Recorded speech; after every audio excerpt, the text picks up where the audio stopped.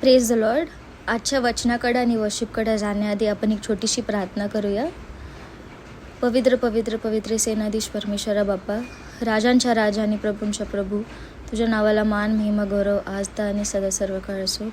प्रभू, तू आज ही सुंदरसा दिवस आमच्या आयुष्यात जोडला म्हणून तुझे उपकार मानते. आजची वर्शिप आणि संदेश तुझ्या हातात घे दे बाप्पा. ऐकणाऱ्या सर्वांना आशीर्वादित कर. येशूच्या नावात प्रार्थना केली म्हणून तू ऐक. आमीन. गीताचे बोल आहेत, तुला गौरविण्या आम्हा गाऊ दे. तुला गौरविण्या मला गाऊ दे, तुला गौरविण्या मला गाऊ दे. तुझे गीत माझ्या मुखी राहू दे, तुला गौरविण्या मला गाऊ दे. तुझे गीत माझ्या मुखी राहू दे, तुला गौरविण्या. तुझा स्वर्ग आहे तुझी ही धरा, तुझा स्वर्ग आहे तुझी ही धरा. मुखाने तुवा शांत विसागरा, मुखाने तुवा शांत विसागरा. चराचरावरी कृपा खंड राहू दे, चराचरावरी कृपा खंड राहू दे. तुझे गीत माझ्या मुखी राहू दे, तुला गौरविण्या. तुझ्या न्याय नीतीवरी तू उभा, तुझ्या न्याय नीतीवरी तू उभा. आम्हा पामराशी कृपाची प्रभा, आम्हा पामराशी कृपाची प्रभा. तुझा हात हाती असा राहू दे, तुझा हात हाती असा राहू दे. तुझे गीत माझ्या मुखी राहू दे, मुखी राहू दे, मुखी राहू दे. तुझे गीत माझ्या मुखी राहू दे, मुखी राहू दे, मुखी राहू दे. तुझे गीत माझ्या मुखी राहू दे, मुखी राहू दे, मुखी राहू दे. प्रेज द लॉर्ड सर्वांना. आज पुन्हा एकदा एक नवीन विषय घेऊन तुमच्या समोर आलेले आहे. आजचा शास्त्रपाठ आहे लूक याचा 15वा अध्याय 11 ते 32. उधळ्या पुत्र आणि त्याचा वडील भाऊ याविषयी आज आपण मनन चिंतन करणार आहोत. तर आपण वाचूयात. उधळ्या पुत्र आणि त्याचा वडील भाऊ. आणखी तो म्हणाला, कोण्या एका मनुष्याला 2 मुलगे होते. त्यापैकी धाकटा बापाला म्हणाला, बाबा, मालमत्तेचा माझा वाटा मला द्या. तेव्हा त्याने आपल्या मिळकतीची त्यांच्यात वाटणी केली. मग फार दिवस झाले नाही, तोच धाकटा मुलगा सर्व काही जमा करून दूर देशी निघून गेला आणि तेथे त्याने चैनबाजी करून आपली मालमत्ता उधळून टाकली. त्याने आपले सर्व खर्चून टाकल्यावर त्या देशात मोठा दुष्काळ पडला. तेव्हा त्याला अडचण पडू लागली. मग तो त्या देशातील एका रहिवाशाजवळ जाऊन त्याला चिटकून राहिला. त्याने त्याला आपल्या शेतात डुकरे चरावयास पाठवले. तेव्हा डुकरे खात असत. त्यातल्या शेंगा तरी खाऊन पोट भरावे अशी त्याला फार इच्छा होई.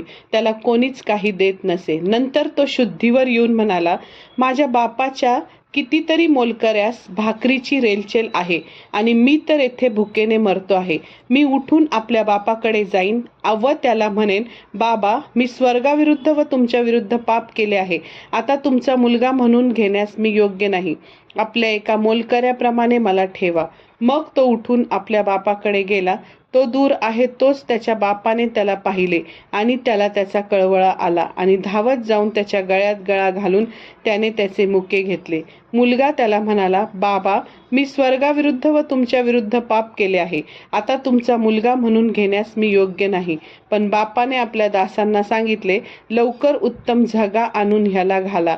ह्याच्या हातात अंगठी व पायात जोडा घाला आणि पुष्ट वासरू आणून कापा. आपण खाऊ आणि आनंदोत्सव करू. कारण हा माझा मुलगा मेला होता तो पुन्हा जिवंत झाला आणि हरवला होता तो सापडला आहे. मग ते आनंदोत्सव करू लागले. त्याचा वडील मुलगा शेतात होता. तो घराजवळ आला. त्याने गायन वादन व नृत्य यांचा आवाज ऐकला. तेव्हा त्याने एका चाकरास बोलून विचारले, हे काय चालले आहे? त्याने त्यास सांगितले, तुमचा भाऊ आला आहे आणि तो तुमच्या वडिलांना सुखरूप परत मिळाला म्हणून त्यांनी पुष्ट वासरू कापले आहे. तेव्हा तो रागवला व आत जाईना. म्हणून त्याचा बाप बाहेर आला आणि त्याची समजूत घालू लागला. परंतु त्याने बापाला उत्तर दिले, पहा, मी इतकी वर्ष तुमची सेवा चाकरी करीत आहे आणि तुमची एकही आज्ञा मी कधीच मोडली नाही. तर मला आपल्या मित्रांबरोबर आनंदोत्सव करण्यासाठी तुम्ही कधी करडूही दिले नाही. पण ज्याने तुमची संपत्ती कसबिनींबरोबर खाऊन टाकली तो हा तुमचा मुलगा आला आणि तुम्ही त्याच्यासाठी पुष्ट वासरू कापले. त्याने त्याला म्हटले, बाळा, तू तर माझ्याबरोबर नेहमीच आहेस आणि माझे जे काही आहे ते सर्व तुझेच आहे. तरी उत्सव आणि आनंद करणे योग्य आहे, कारण हा तुझा भाऊ मेला होता तो जिवंत झाला आहे, हरवला होता तो सापडला आहे. आमेन. देवा वाचलेले वचन आशीर्वादित करो. आमेन. तर इथे आपण आत्ता हा दृष्टांत वाचला. येशूने ह्या दृष्टांतामधून आपल्याला समजवलेलं आहे की स्वर्गीय पिता कसा आहे, स्वर्गीय पित्याचं गुणधर्म कसे आहे, स्वर्गीय पित्याचे कॅरेक्टर कसे आहे, तो किती प्रेमळ आहे, तो किती चांगला आहे, तो किती दयाळू आहे, तो किती कृपाळू आहे. ह्या प्रत्येक गोष्टी आपल्याला कळाव्या म्हणून ते डायरेक्ट स्वर्गाचं रिफ्लेक्शन आपल्याला कळावं की तो पवित्र यहोवा पिता कसा आहे, त्याचे कसे गुण आहेत, तो किती दयाळू, प्रेमळ आणि सर्व पापांबद्दल क्षमा करणारा असा देव आहे. तो जुनी पाप आपली आठवत सुद्धा नाही, पूर्वीसारखाच आपल्याला मानतो. अशा प्रकारचा आपल्याला देव लाभलेला आहे आणि ते आपल्याला खोलून सांगण्यासाठी, डीपमध्ये सांगण्यासाठी, आपल्याला समजावं त्याचं कॅरेक्टर म्हणून ह्या छोटे छोटे दृष्टांत येशूने आपल्याला सांगितलेले आहेत. पण आत्ताच त्या दृष्टांतात बघितलं की एक असा बाप दाखवलेला आहे आणि त्याला 2 मुलं आहेत आणि त्यातला जो धाकटा मुलगा आहे तो जरा असा हे होता, म्हणजे आपल्या वडिलांना तो इस्टेटीचा वाटा मागतो, म्हणजे काही न करता, म्हणजे डायरेक्ट तरुणपणीच काही विचार न करता डायरेक्ट इस्टेटीचा वाटा मागतो. 2 हिस्से असतात ना, वडिलांच्या प्रॉपर्टीचे 2 हिस्से होतात, 2 मुलांना 2, तर त्याला 2 मुलं असतात. तर तो धाकटा मुलगा आधीच आपल्या प्रॉपर्टीचा हिस्सा मागतो, इस्टेटीचा हिस्सा मागतो, सगळा हिस्सा घेतो. काय असेल त्याच्या वडिलांनी त्याला जेवढं घराच्या प्रॉपर्टीचे अर्धे पैसे ते दिले असतील, काय सोनं असेल ते दिलं असेल,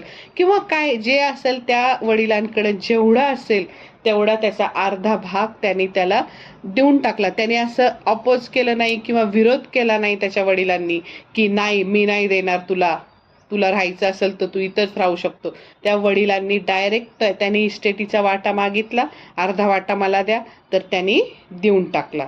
आणि मग त्यांनी काय केलं, आता पैसा असल्यावर काय असं आपल्याला माहिती आहे, ज्या वेळेस एखाद्या माणसाकडे पैसा असेल तर खूप त्याला मित्र चिटकतात. मग ह्या वेळेस त्यांनी जेवढे पैसे होते तेव्हा त्याला तेवढे मित्र मैत्रिणी होते, कारण तरुण मुलगा होता ना तो. आणि मग त्याला भरपूर मित्र मैत्रिणी सगळे. आता तो हॉटेलमध्ये रोज खात असेल, कुठं डान्स करायला कुठंतरी जात असेल, दारू प्यायला बारमध्ये जात असेल, किंवा कुठंतरी अशा अनेक चैनबाजी म्हणजे सगळ्याच बाबतीतली, खाण्याची, पिण्याची, स्त्रियांच्या बाबतीतली किंवा व्यसनांची, सगळ्या प्रकारची चैनबाजी त्यांनी केली. आणि मग त्यावेळेस त्याच्याबरोबर भरपूर मित्र त्याला जोडले गेले होते. सगळे त्याच्या बरोबर खायला प्यायला त्याच्या पैशावर सगळे नाही का हॉटेलमध्ये जायचे सगळे मित्र, सगळं खायचे प्यायचे आणि सगळी संपत्ती त्यांनी त्या मित्रांमध्ये मैत्रिणींमध्ये सगळ्यांमध्ये उधळून टाकली. आणि असं त्याला असं वाटलं की स्टार्टिंगला त्याला असं वाटलं की आता बघा मी माझं स्वतंत्र आहे, माझ्या हातात पैसा आला, मी आता माझ्या मनाप्रमाणे वागेल, आता मला वडिलांच्या ऐकायची काही गरज नाही. म्हणजे पूर्वी आत्ताच्या तरुण मुलांना असं वाटतं की आई वडील आपल्याला सारखं सांगतात बचत कर किंवा चांगला कामाला जा, पैसे उधळू नको, बाहेरचं खाऊ नको किंवा अनेक गोष्टी सांगत असतात तरुण मुलांना आई वडील. तर ते त्यांना असं वाटतं की हे काय आपल्याला नुसतंच लेक्चर देतात, आम्ही काय असे आहेत का तसे आहेत का, आणि त्यांना ते असे दुश्मन वाटू लागतात त्यांचे. पण ह्याला ह्याला पण तसंच त्या काळी वाटत असेल की आपला बाप आपल्याला नेहमी समजून सांगतो तर तो काय नुसतं स्वतःच सांगतो, आणि मला काय आता मी काय स्वतंत्र झालोय, माझी प्रॉपर्टी मी घेतली आणि मला आता माझा पैसा किती असेल त्याच्याकडे त्या काळचा माहित नाही, 10 लाख 5 लाख किती त्याच्या वडिलांनी त्याला दिला होता माहित नाही, मग तेवढे पैशाचा मालक मी आहे आणि मी आता माझ्या मनाप्रमाणे जगेल, मला आता वडिलांचं ऐकायची गरज नाही, मी आता काय झालेलो आहे, स्वतंत्र झालेलो आहे, असं त्याला वाटत असतं. आणि तो मस्त आपलं चैनबाजी करत आपल्या सगळ्या गोष्टी करत मस्त राहत असतो. आणि मग आपल्याला ह्याच्यातून कळतं की ज्यावेळेस आदम हवेनी पाप केलेलं त्यावेळेस पण त्यांनी काय केलेलं, मनुष्याने काय केलेलं, देवाविरुद्ध पाप केलं होतं. आणि मग ते देवाविरुद्ध आज्ञा मोडली, देवाने जी आज्ञा सांगितलेली आणि देवाची आज्ञा मोडली की त्याला काय म्हटलं जातं, पाप म्हटलं जातं. मग आता आपण पण इथं मनुष्याने देवाविरुद्ध केलेलं मूळ पाप इथं आढळतं आपल्याला. म्हणजे त्या वेळेस आदम हवेने काय मूळ पाप केलेलं की आज्ञाभंग केलेला, आज्ञा मोडली होती, आणि दुसरं म्हणजे बंडखोरी केली होती, है ना, की मी माझ्या मनाप्रमाणे वागणार अशी मनुष्याची इच्छा त्या काळी पण, म्हणजे पहिला माणूस जो बनवला होता देवाने आदम आणि हवा, तेव्हापासून हे असं आहे की मी आता माझ्या मनाप्रमाणे वागणार, मला माझ्या मनाप्रमाणे वागायचं अशी इच्छा असती. म्हणून तो देवाला काय होतं, सोडून जातो. म्हणजे त्यावेळेस आत्मिक सहभागिता तुटती की नाही आदम हवेची आणि देवाची. तसंच आता हा मुलगा स्वतः काय म्हणतो की मी आता माझ्या मनाप्रमाणे वागणार, आणि म्हणून तो त्याच्या बापाला सोडून दूरदेशी निघून जातो आणि त्या पापातच राहतो. आणि दूरदेशी म्हणजे त्याला असं वाटतं आता माझं मी सगळ्या गोष्टी बघून घेईल, मला काय आता कुणाची गरज नाही. आणि मग तो आपण बघतो की धाकट्या मुलाची अवस्था काय झालेली ते बघतो आपण, की त्याच्या पित्याने दिलेल्या त्याला जेवढे आशीर्वाद होते, जेवढा मालमत्तेचा हिस्सा होता, संपत्ती होती, सर्व काही त्यांनी उधळून टाकलं, गमावून टाकलं. त्याला वाटत होतं की मी आता मस्त स्वतःचा मालक होणार, मला कोणी बोलणार नाही, मी माझ्या इच्छेप्रमाणे जगणार, माझ्या इच्छेप्रमाणे राहणार, खाणार, स्वतंत्र होणार आहे, मला कुणाचं बॉदरेशन नाही, मी कुणाच्या गुलामगिरीत नाही आई वडिलांच्या, असं त्याला वाटत असतं. पण खरं तर त्याला कसलं स्वातंत्र्य मिळालं का, आपण पूर्ण दृष्टांत वाचलात, उलट तो आणखी त्याचं गुलामगिरीत गेला, तो त्रासात गेला, दुःखात गेला, उलट त्याचं सगळं स्वातंत्र्य निघून गेलं. त्याच्यावर जोपर्यंत त्याला दबाव होता वडिलांचा तोपर्यंत तो शिस्तीत वागत होता, पण जसा वडिलांचा दबाव गेला तसा तो पूर्ण वाया गेला आणि त्याचं जीवन सगळं नाही का नरकाप्रमाणे झालं. आणि त्याला असं झालं की त्याला वाटत होतं की आता खऱ्या अर्थाने मी स्वतंत्र होणार, पण स्वातंत्र्य त्याला कसलंच उरलं नाही. तो पापाचा दास झाला, वाटेल तसा जगला, पापात राहिला. आणि नंतर मग त्या देशात दुष्काळ इतका भयानक पडला की सगळीकडं खाण्याचं ते काय झालं, पदार्थ आहेत ते संपले, महागाई झाली, आणि जेवढे मित्र त्याला मिळालेले होते सगळे सोडून त्याला पळून गेले. आणि तो इतका गरीब झाला की त्याला असं वाटलं की आता मी काय करू, मला जेवायला पण काहीच नाही, की मी इतकं वाईट झालं की एक माणूस होता त्याला तो म्हटला की नाही का मला राहू दे तुझ्या इथं, मग तो त्यांनी त्याला ठेवलं. आणि मग त्यांनी त्याला काय काम दिलं, डुकरं चारायचं. आणि दिवसभर त्याला उपासमारीनी त्याच्या पोटात म्हणजे अशी भुकेनी आग पडायची, तो अस्वस्थ व्हायचा. आणि त्याला असं वाटायचं की त्याला म्हणजे तो शुद्धीवर आला, आणि त्याला इतकं तो डुकरं जे शेंगा खायच्या, त्या डुकरांच्या शेंगा, डुकरं किती घाणीत राहतात बघतो ना आपण, चिखलात लोळतात आणि त्या घाणीत सगळ्या गोष्टी हे असतात. मग तिथं तो त्यांच्याबरोबर राहायचा आणि तिथं त्याला तो शुद्धीवर आला की त्या डुकरांच्या शेंगा खायला लागला तो भुकेच्या ह्याच्यात. आणि इतकं वाईट आणि घाण गोष्टी म्हणजे त्याच्या जीवनात सगळ्या आल्या.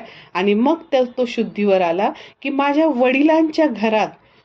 वडिलांच्या घरात कितीतरी नोकर आहेत, 10-15 नोकर आहेत, आणि ते पूर्ण सकाळ दुपार संध्याकाळ पूर्ण असं ताट भरून जेवतात. म्हणजे आम्हाला तर मिळतंच, मालक लोकांना म्हणजे ते मुलांना त्याच्या घरातल्यांना तर पंचपक्वान्न मिळतात, पण जे नोकर म्हणून आमची सेवा करतात त्यांना सुद्धा 3 वेळेसचं भरपूर असं अन्न मिळतं. हे त्याला लक्षात आलं आणि त्यामुळं तो शुद्धीवर आला. आणि तो म्हणतोय की म्हणजे मनातल्या मनात तो विचार करतो की डुकरांबरोबर उकिरड्यावर राहण्यापेक्षा आपल्या वडिलांबरोबरचं जीवन किती आनंदी होतं, आपलं किती मोकळेपणा होता. म्हणजे ज्याला तो गुलामगिरी समजत होता आणि नाही का इस्टेटीचा वाटा घेऊन निघून आला, पण त्याला आता कळतं की ती गुलामगिरी नव्हती, उलट तो स्वातंत्र्य होतं, ते मोकळेपणा होता असं. आणि मग तो शुद्धीवर आला आणि सगळी परिस्थिती त्याची एकदम दुःखात गेली होती. आणि नाही का त्याला असं वाटलं की खूप आपण मोठा मूर्खपणा केलेला आहे, आपल्याच मूर्खपणामुळे आपल्यावर ही स्थिती आलेली आहे हे त्याला नीट समजलं. आणि त्याच्या वाईट अवस्थेला कारणीभूत फक्त तो स्वतःच आहे हे त्याला व्यवस्थित कळलं. आणि त्याला स्वतःबद्दलचा राग आला की मी खरंच खूप वाईट वागलो. आणि पश्चाताप करायच्या वाटेवरचं हे त्याचं पहिलं पाऊल होतं.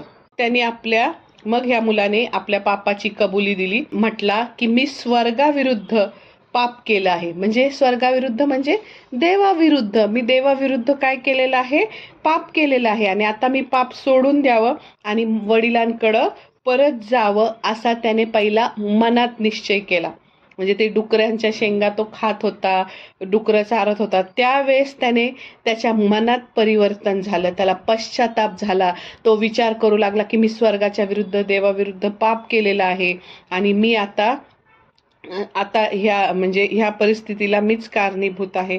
आणि त्या मुलाचा तो म्हटला मनातल्या मनात की मी आता वडिलांकडं पुन्हा जाईल असा त्यांनी निश्चय केला. म्हणजे आता या मुलाचा पश्चाताप काय झाला, पूर्ण झाला, कारण त्याला आपल्या पापाची जाणीव झाली आणि त्याने आपल्या पापाची कबुली सुद्धा दिली.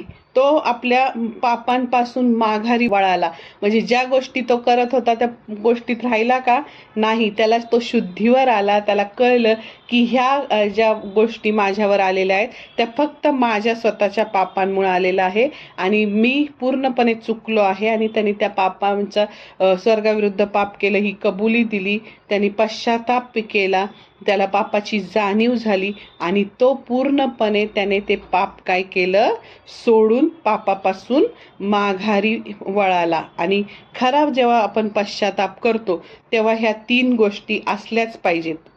आणि खऱ्या पश्चातापामध्ये नम्रता सुद्धा असली पाहिजे. कारण हा मुलगा म्हणतो ना, नम्रता होती त्याच्यात, तो असा गर्विष्ठ होऊन आला नाही तो वडिलांकडं, काय झालं, मी तुमचा मुलगा आहे, परत घ्या मला माझ्या जागेवर, असं नाही. तो पूर्णपणे तुटला, त्याचं अंतकरण भग्न झालं, भग्न हृदयी होऊन तो नम्र झाला. जो त्याच्यात गर्व होता तो पूर्ण निघून गेला. आणि तो जेव्हा खरा पश्चाताप येतो आपल्यामध्ये तेव्हा आपण काय होतो, नम्र. आधीचे 3 गुण तर येतातच आपल्याला की आपल्याला कळतं की आपण देवाविरुद्ध पाप केलं. जेव्हा आपण एखाद्या माणसाविरुद्ध जरी पाप करतो तेव्हा ते देवाला आवडतं का माणसाविरुद्ध केलेलं पाप? नाही. तर माणसाविरुद्ध केलेलं पाप हे देवाविरुद्धच असतं. म्हणून पहिलं गोष्ट काय की मी स्वर्गाविरुद्ध पाप केलेलं आहे. नंतर मग त्याने निश्चय केला, कबुली केली, त्याचा पश्चाताप पूर्ण झाला की नाही का. पहिलं पापाचं काय करायचं, देवाविरुद्ध पाप केलं ह्याची जाणीव होती, मग कबुली देतो, मग खरा पश्चातापामध्ये त्या पापापासून पूर्णतः आपण काय करतो, माघारी वळतो. म्हणजे ते पाप पुन्हा करत नाही. मग अशा प्रकारे ह्या 3 गोष्टी असल्या पाहिजे. आणि त्याच्यामध्ये 4थी गोष्ट असली पाहिजे की ती म्हणजे नम्रता. आता तो काय झाला, नम्र देखील झाला. तो काय म्हटला बघा, त्याच्या एका वाक्यातून आपल्याला कळतं. तो मुलगा म्हटला की मी आता तुमचा मुलगा म्हणून घेण्यास योग्य नाही. आता पुन्हा तुम्ही मला मुलाच्या पदावर ठेवावं ह्या लायकीचा मी नाही. मला एका नोकराप्रमाणे तुमच्या पदरी ठेवा. मला आपल्या एका मोलकऱ्याप्रमाणे तुमच्या पदरी ठेवा. म्हणजे वचन 19 मध्ये तो तसं म्हणतो. म्हणजे तो इतका नम्र झाला आणि इतकं त्याने त्याचा विचार केला तिथं डुकरं चारत असताना, की मी आता मला माझ्या वडिलांनी पुन्हा मुलाचं स्थान दिलं नाही तरी चालेल. मला फक्त त्यांनी त्यांच्या घरातला जो नोकर आहे, ज्याला 3 टाईम सकाळ दुपार संध्याकाळ छान अन्न मिळतं ताट भरून, तसं मला नोकर म्हणून ठेवला तरी चालेल. मी पोटभर खाईल आणि आनंदाने माझ्या वडिलांची तिकडं सेवा करेल. असे विचार त्याच्या मनात आले. म्हणजे तो काय झाला, सगळ्यात मेन नम्र झाला. म्हणजे आपल्या वडिलांना काय सांगायचंय हे त्यांनी तिथंच डुकरं चारतानाच लक्षात ठेवलं आणि तो म्हटला, विचार केला आणि त्यांनी ठरवलं. काय लक्षात घेऊन ठरवलं, की त्यांनी लक्षात घेतलं की मी देवाविरुद्ध पाप केलेलं आहे आणि किंवा दुसऱ्या एखाद्या मनुष्याच्या विरुद्ध पाप केलं असेल, पण त्यांनी काय बोलावं हे नीट तयारी करून ठेवली पहिली. म्हणजे आपण काय बोलावं जेव्हा आपण एखाद्याच्या एक देवाविरुद्ध किंवा एखाद्या मनुष्याविरुद्ध पाप करतो, तेव्हा आपण ज्या वेळेस पश्चाताप करून त्याला सॉरी म्हणतो, तेव्हा आपण पण असं विचार करून बोललं पाहिजे की नाही का, की ह्या गोष्टी मी बोलेल अशा. तर मग त्यावेळेस त्यांनी बरोबर तयारी करून ठेवली. कसलीही सबब त्यांनी सांगितली नाही. म्हणजे आपलं पाप लपवण्याचा प्रयत्न केला नाही. त्याने असं सांगितलं नाही की हे असं झालं म्हणून तसं झालं, तसं झालं म्हणून तसं झालं. त्यांनी प्रांजलपणे आपला अपराध काय केला, कबूल केला. तसंच आपलं ज्यावेळेस एखाद्या मनुष्याबरोबर जरी एखादी गोष्ट आपण चुकलो एखाद्या मनुष्याच्या बाबतीत, तर त्यावेळेस तो अपराध व्यवस्थित बोलून कबूल करायचा आणि मगच आपल्याला काय होती, क्षमा मिळते. आणि क्षमा ही काय आहे बरं, हक्काने आपल्याला मागून घेता येणार नाही. कारण आपण ज्याच्या विरुद्ध पाप केलेलं आहे त्याने कृपेने केलेल्या दयेतूनच आपल्याला काय मिळते, क्षमा मिळते. मग त्या मुलाने काय कबुली केली, आपण बघतो की बाबा मी स्वर्गाविरुद्ध व तुमच्या विरुद्ध पाप केलं आहे. आणि ज्या वेळेस आपण एखाद्या व्यक्तीविरुद्ध पाप करतो तेव्हा ते देवाविरुद्ध पण करतो. आणि वास्तविक सगळीच पाप कुठलंही आपण जगात जेवढं पाप करतो ते सगळे देवाविरुद्धच असतात.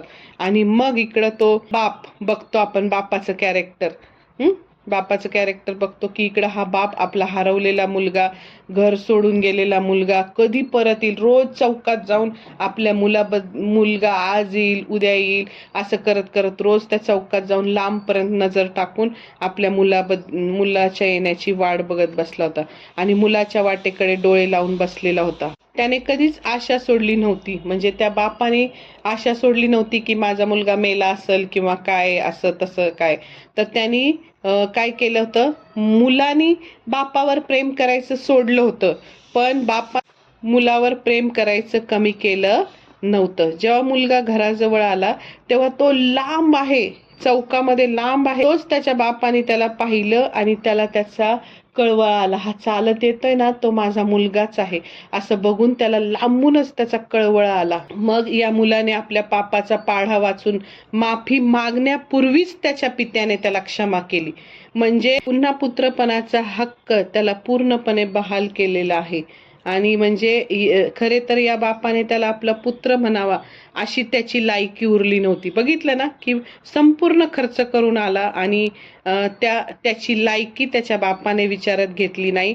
तो त्याच्याशी प्रेमाने व कृपेने वागला आणि खरा पश्चाताप करणाऱ्या सर्वच माणसांबरोबर देव असाच वागतो. बघा, योहानाचं पत्र 1 अध्याय आणि 9 वचन मध्ये असं लिहिलेलं आहे, जर आपण आपली पापे पदरी घेतली तर तो विश्वसनीय व न्यायी आहे म्हणून आपल्या पापांची क्षमा करेल व आपल्या सर्व अनीतींपासून शुद्ध करील. अत्यंत महत्वाचं वचन इथं आहे. म्हणजे ख्रिस्ती लोकच पाप करतात असं नाही, तर सर्वच लोक एक पाप करतात. म्हणून सर्व प्रकारच्या अनीतीपासून सर्वच लोकांना सतत शुद्ध करण्याची गरज असते आणि त्यांना त्यांच्या सर्व पापांपासून शुद्ध केलं पाहिजे. तर कोण आपल्याला सर्व पापांपासून शुद्ध करतं बरं?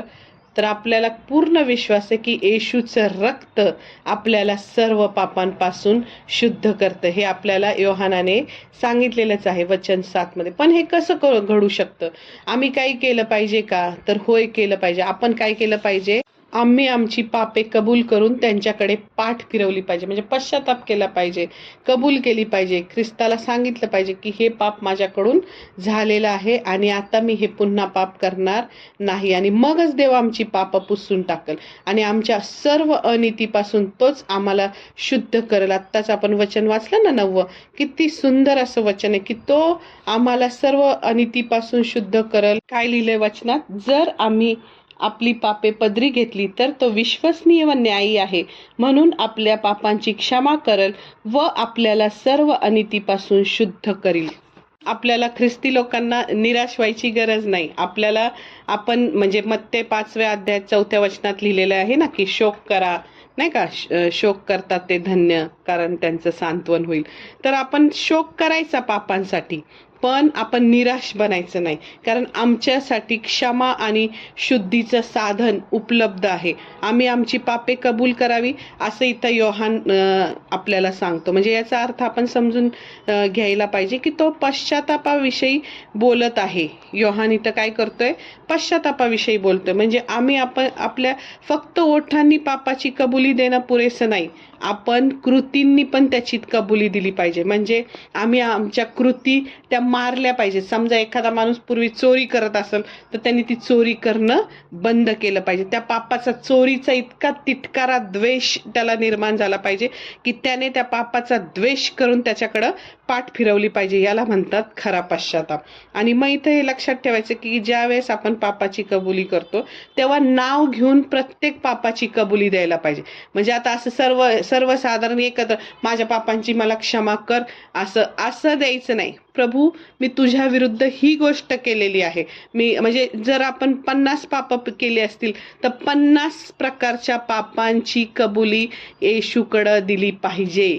म्हणजे आता समजा मी ह्या स्त्रीकडे वासनापूर्ण डोळ्यांनी बघितलं, किंवा मी ह्या माणसाच्या बद्दल नाही का निंदा केली, किंवा मी ह्या गोष्टीबद्दल ह्या माणसाने प्रगती केली तर मी त्याच्यावर मला राग आला, किंवा मी ह्या माणसाला खोटं सांगितलं, किंवा असं कुठल्याही गोष्टी मी अनेक गोष्टी चुकीच्या केल्या, मी माझ्या अधिकाऱ्याविरुद्ध बोललो, किंवा जे काही आपण जे छोटे छोटे पाप करतो त्या प्रत्येक पापाची सेपरेट अशी कबुली आपल्याला काय करायची, द्यायची, असं इथं सांगितलेलं आहे. आणि मग फक्त मी पापी आहे असं म्हणून चालणार नाही, कारण असं म्हणणंच खूप सोपं आहे.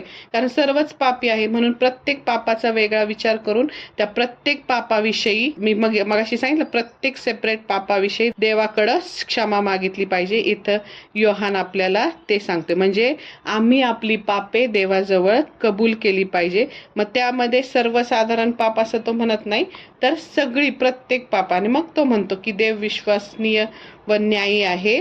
कारण देव विश्वसनीय व न्यायी आहे असं तो का म्हणतो, कारण एकदा का देवानी काय केलेली आपल्याला कायमची मानवांना म्हणजे मानवी पापांची शिक्षा दिली आहे. कुणाला दिली आहे? आपल्या पापांची शिक्षा कुणाला दिली आपल्याला माहित आहे ना, ख्रिस्ती लोकांना. वधस्तंभावर येशूनी काय केलं? आपल्या संपूर्ण मानव जातीची, धर्म जात पात काही नाही, त्यात संपूर्ण मानव जातीची जी काही शिक्षा आहे, पापांची जी शिक्षा आहे, त्यांना होणारी जी शिक्षा आहे ती येशू ख्रिस्त हा निर्दोष पवित्र कोकरा देवाला पाहिजे होता. असं पापी मनुष्यावर लादलं नाही कुठल्या, तर निर्दोष कुठलंही ज्यावेळेस आपण अर्पण देवासाठी कोकरू ज्यावेळेस अर्पण करतो तेव्हा तो निर्दोष कोकरा असला पाहिजे. म्हणजे त्याच्यात कुठलं व्यंग नाही असलं पाहिजे, नाही का. त्याचं म्हणजे कुठलं पाय लंगडा नसावा किंवा डोळा हे नसावा.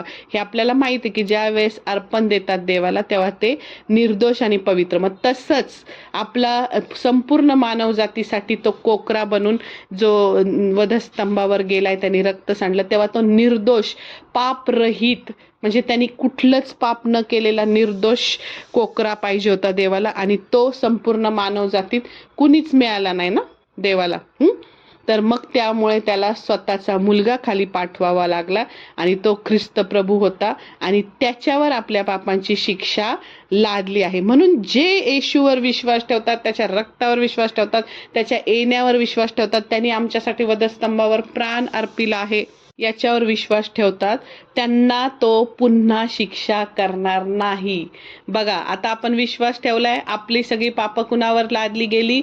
येशू ख्रिस्तावर. मग आता आपल्याला दुसऱ्यांदा शिक्षा होईल का त्या पापाविषयी? नाही. तर दुसऱ्यांदा शिक्षा केली तर ते न्यायाचं ठरणार नाही, कारण देव काय आहे? देव न्यायी आहे. म्हणून जर आता आपली शिक्षा एकदा, संपूर्ण मानवजातीची शिक्षा जर एकदा वधस्तंभावर येशूनी घेतली, तर परत दुसऱ्यांदा आपल्याला शिक्षा होईल का? त्यांनी घेतली आपली शिक्षा, मग होईल का? तर ते न्यायाचं ठरणार नाही. ख्रिस्ताने आमची शिक्षा सोसलीच आहे, म्हणून देव आम्हाला पुन्हा शिक्षा करणार नाही.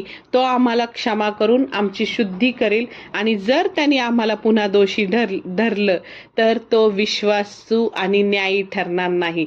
रोम 3:22-26 मध्ये बघितले की म्हणजे आपल्याला हे कळायला पाहिजे की आता एकदा शिक्षा येशूनी सोसली आपली. मग आता आपलं कर्तव्य काय आहे की आता आपल्याकडून जरी पाप झालं तरी आपण काय करायचं? त्या कृपेच्या, दयेच्या राजासनासमोर जायचं, गुडघ्यावर जायचं, पश्चाताप करायचा आणि नाही का येशूला क्षमा मागायची आणि अशा प्रकारे आपण काय करायचं? त्या पापापासून काय होतो? मुक्त होतो. कारण आपली शिक्षा काय केलेली आहे? येशूने ऑलरेडी वधस्तंभावर घेतलेली आहे. मग आपण इथं बघतो काही लोक म्हणतात आमच्या ठाई पाप नाही. म्हणजे इथं काय देवाने सांगितलं? एक देखील पापी नाहीये. प्रत्येक माणसाने पाप केलं आणि प्रत्येक माणूस पापी आहे, एक देखील नीतिमान नाही. म्हणजे हे काही लोक म्हणतात की आम्ही पापी नाही, मग ते काय करतात? देवालाच खोटं ठरवतात ना.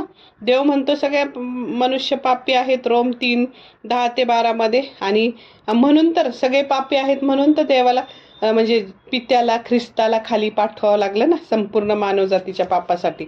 मग जर लोक पापी नसती तर मग ख्रिस्ताला जगात पाठवण्याची गरजच नव्हती. म्हणून आपल्या ठाई पाप नाही असं म्हणणारी माणसं काय करतात?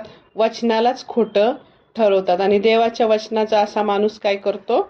नकार करतो, जो खोटं ठरवतो. आणि मग म्हणजे आपल्याला असं कळतं की जे लोक स्वतःला धार्मिक समजतात ते म्हणजे देवाला खोटं ठरून स्वतःला मोठे ठरवतात की नाही आम्ही काय पापी नाहीये. म्हणजे ख्रिस्ताला अशा लोकांच्या जीवनात स्थान नसतं हे आपल्याला कळतं की ते स्वतःला शहाणे समजतात. मी काय पापी नाही, मी धार्मिक आहे, मी असं आहे तसं आहे. मग अशा लोकांच्या जीवनात ख्रिस्ताला स्थान नसतं आणि देव पण अशा लोकांच्या जीवनात जाऊन काही कार्य करत नाही. म्हणजे आपल्याला कायम कळतं सत्सद विवेक का? आपल्याला एक सत्सद विवेक बुद्धी दिलेली आहे ना. तर आपल्याला माहित असतं की आपण पापी आहोत.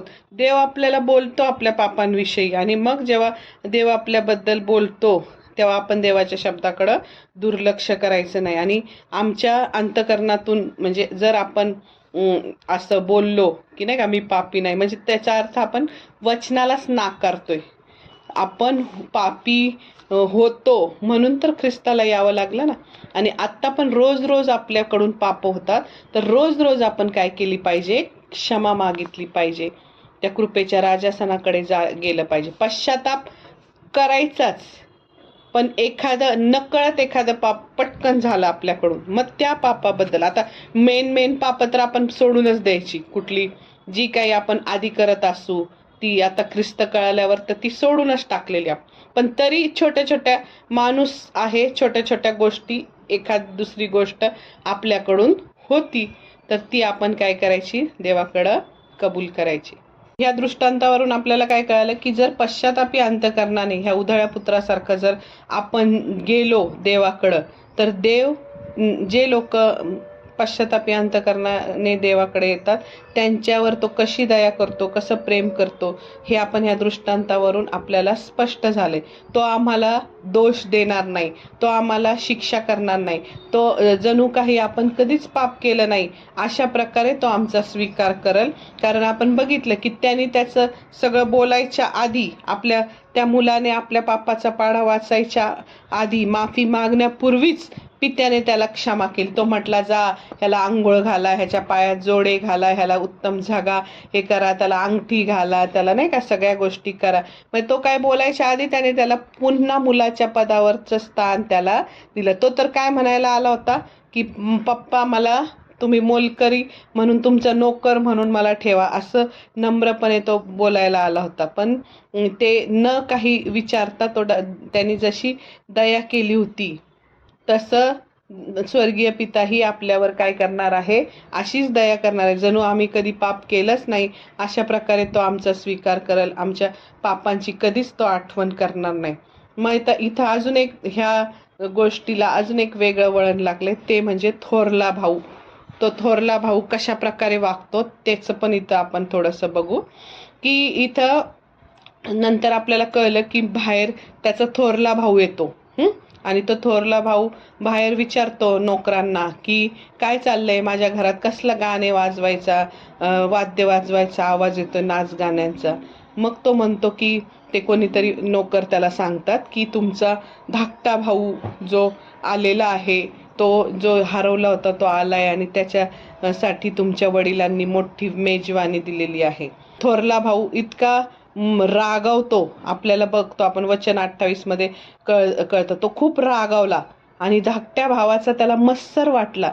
त्याला असं वाटलं की मी चांगला वागलो, तुमच्या आज्ञेप्रमाणे वागलो, तर तुम्ही मला कधी माझ्या मित्रांबरोबर पार्टी करण्यासाठी एक छोटंसं बकरीचं पिल्लू करडू पण दिलं नाही, आणि तुम्ही ह्याच्यासाठी एवढं पुष्ट वासरू कापलं, हे बरोबर नाही असं त्याच्या मनात येतं. म्हणजे इथं ह्या वडील मुलगा हा आहे, म्हणजे थोरला मुलगा आहे, तो परुषी लोकांसारखा दाखवलाय. येशू पापी लोकांना जवळ करत होता, पापी लोकांच्या घरात जेवायला बसत होता, पापी लोकांबरोबर बोलत होता, नाही का. आपण बघितलं शोमरोनी स्त्री म्हणा, जे 5 नवरे होते तिच्याशी तो बोलतो, तिला सुवार्ता सांगतो. नंतर तो वेगवेगळे जे जकातदार, जक्कय, हे ते जे काही टॅक्स कलेक्टर, भ्रष्टाचार करणारे, जे काही वेगवेगळे पापी लोक आहेत त्यांच्याशी तो बोलायचा, त्यांना जवळ करायचा. म्हणून ते परुषी लोक संतापलेले होते येशूवर की हा असा काय करतो. स्वर्गाच्या मेजवानीमध्ये पश्चातापी पातक्यांना वाटा मिळणार असं ज्यावेळेस येशू सांगायचा तिथं बसल्यावर, की जे नाही का ज्याचं जास्त पाप क्षमा झालंय त्याला जास्त कृपा मिळणार आहे.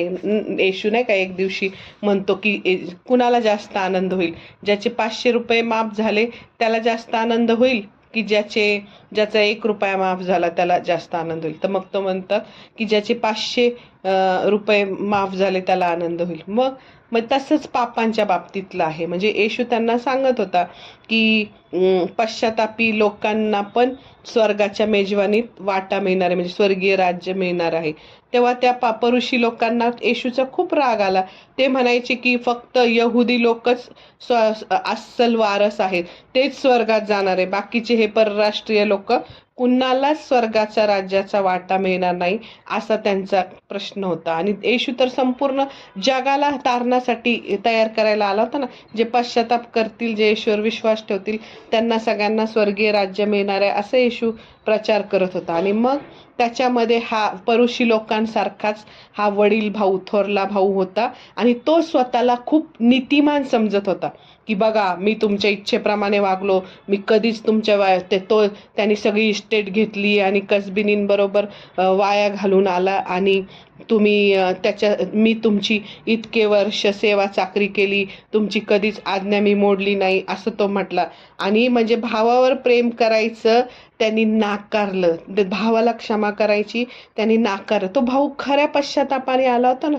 तो काय म्हणत नव्हता की आता त्या अर्ध्या वाटणी जी थोरल्या भावाची ती पण मला द्या, असं तो काहीच म्हणत नव्हता ना. तो म्हणत होता मला मोलकरी म्हणून तुमच्याकडे ठेवा. पण खऱ्या पश्चातापाने पूर्ण लाईफ चेंज करून तो आला होता. आणि त्याला ह्याने क्षमा करायचं काय केलं, नाकारलं. वर अजून आपल्या बापावरच संतापला. त्याचं म्हणजे अंतःकरण एकदम थंड बर्फासारखं झालं होतं. म्हणजे तो स्वतःच पापी ठरला होता आणि देवापासून दूर गेला होता. म्हणजे तो त्याच्या भावाचा द्वेष करायला लागला. म्हणजे द्वेष करणं हे पण देवाच्या दृष्टीने फार मोठं पाप आहे.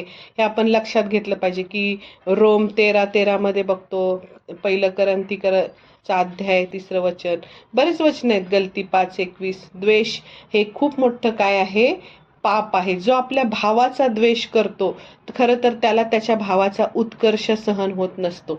अनेक जण बघा, भावाची प्रगती चालू झाली, भाऊ चांगल्या मोठ्या पोस्टवर गेला तर दुसऱ्या भावांना ते आवडत नाही आणि मग ते भावाचा काय करायला लागतात, द्वेष करायला लागतात आणि त्यांना भावाचा उत्कर्ष सहन होत नसतो.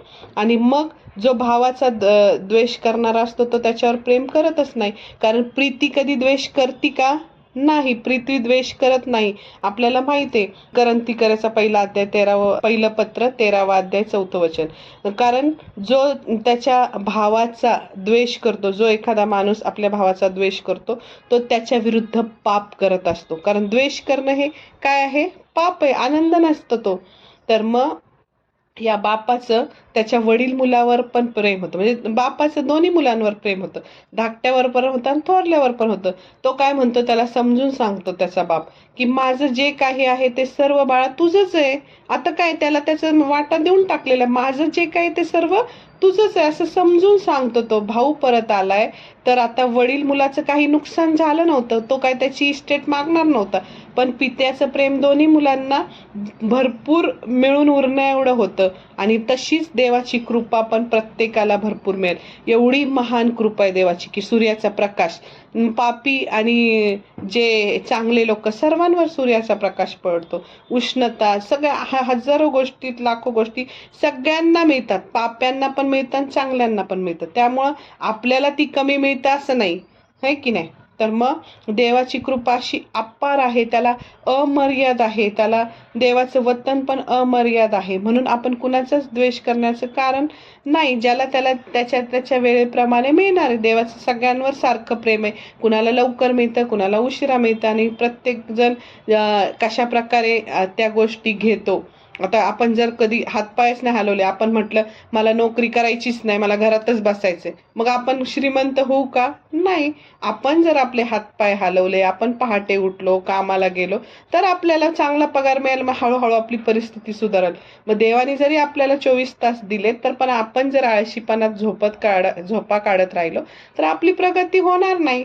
देवाने आपल्याला सगळीकडं सगळ्यांना सारख्या संधी देतो, पण त्या संधीचं सोनं करायचं का त्या संधीची माती करायची हे आपल्या हातात असतं. म्हणून मग प्रत्येकाने काय करायचं, कुठं कुणाला दोष करायचंच नाही. त्या आनंद साजऱ्याचं कारण म्हणजे त्या बापाने त्याला समजून सांगितलं की अरे असं असं आहे, असं असं आहे, तुला कमी दाखवावं, थोरल्यापेक्षा धाकट्याला अधिक मान द्यावं, ह्या हेतूने हा समारंभ नाही साजरा केलेला. तो धाकटा मुलगा जो मेला होता, जसं काही तो जमेत नव्हता, हरवला होता, तो पुन्हा भेटला म्हणून मी हा समारंभ तिथं साजरा केला. म्हणजे इथं आपण त्या वडिलांचं प्रेम, त्यांचा धीर आपण इथं बघायला पाहिजे की ते थोरल्या मुलाशी किती धीराने आणि ममतेने त्याला समजून सांगतात, हे आपण लक्षात घेतलं पाहिजे की त्यांनी वडील मुलाची समजूत घातली. आणि तसंच म्हणजे आपण बघतो जगात की जेवढे अधिकारी आहेत ते त्यांनी पण असंच आपल्या हाताखालच्या लोकांना असंच संयमाने, धीराने त्यांच्याशी काय केलं पाहिजे, चांगलं वागून त्यांची समजूत घातली पाहिजे. म्हणजे अधिकाराने जबरदस्ती करण्यापेक्षा हळूवारपणे समजून सांगणं कधी पण काय आहे, हिताचं आहे. इथं ह्याच्यावरून आपल्याला लक्षात येतं की आपल्याला ख्रिस्ती धर्म व इतर धर्म यांच्यातला भेद इथं लक्षात येतो ह्या दृष्टांतावरून की ख्रिस्ती हा धर्म कृपेचा, दयेचा आणि प्रीतीचा धर्म आहे. आपल्याला प्रयत्नांनी क्षमा संपादन करता येत नाही. देव आम्हाला विनामूल्य पूर्णपणे क्षमा करतो आणि जेव्हा आपण पश्चाताप करून विश्वासाच्या द्वारे पश्चाताप करतो आणि तेव्हा विश्वास ठेवतो, तेव्हा ख्रिस्त देतो ती क्षमा काय केली पाहिजे, आपण स्वीकारली पाहिजे. आणि मग वडील भाऊ काय म्हणत होता की पापी माणसांना विनामूल्य क्षमा करून चालणार नाही, त्यांनी क्षमा मिळवली पाहिजे. पहिली क्षमा मिळण्यास स्वतःला लायक केले पाहिजे. म्हणजे वडील भाऊ म्हणतोय की त्यांनी त्या लायकीचं व्हायला पाहिजे. म्हणजे त्या धाकट्या भावानी तो लायकीचा नाहीच आहे, त्यांनी पहिली काय केली पाहिजे, त्याला विनामूल्य क्षमा करायचीच नाही. त्यांनी पहिलं व्यवस्थित वागायचं आणि मग क्षमा मिळवायची, असं स्वतःला लायक केलं पाहिजे. पण ही काय आहे, खोटी शिकवण आहे. देवाकडून आपल्याला काही मिळावं अशी कुणाचीच लायकी नाही. म्हणजे आपल्यापैकी कुणीच लायकीचा नाहीये की देवाकडून आपल्याला काहीतरी मिळावं.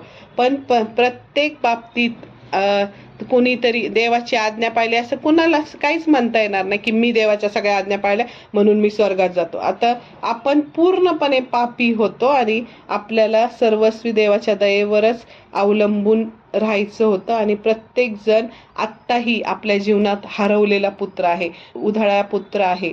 आणि तो थोरलाही मुलगा काय आहे, हरवलेलाच आहे. तो स्वतःला समजतोय की मी नीतिमान आहे, पण तो नीतिमान आहे का, नाही. उलट तो तर जास्त देवापासून दूर गेला. ह्याने तरी पश्चाताप केला आणि पश्चाताप करून तो देवाकडे आला. पण हा तर द्वेष करतोय आपल्या धाकट्या भावाचा आणि त्यामुळे द्वेषामुळे तो अजून देवापासून काय गेला, लांब गेला. अशा प्रकारे ह्या स्वर्गीय पित्याचे आपल्या बाबतीतली काय योजना आहे, म्हणजे आपण कसंही वागलो तरी तो स्वर्गीय पिता इतका प्रेमळ आहे की तो आपल्याला कधी सोडणार नाही, कधी टाकणार नाही. जे काही त्यांनी वचनं सांगितलेत की पहा मी युगाच्या समाप्तीपर्यंत तुम्हाबरोबर असेल, पहा मी तुम्हाला आपल्या तळ हातावर कोरून ठेवलेलं आहे.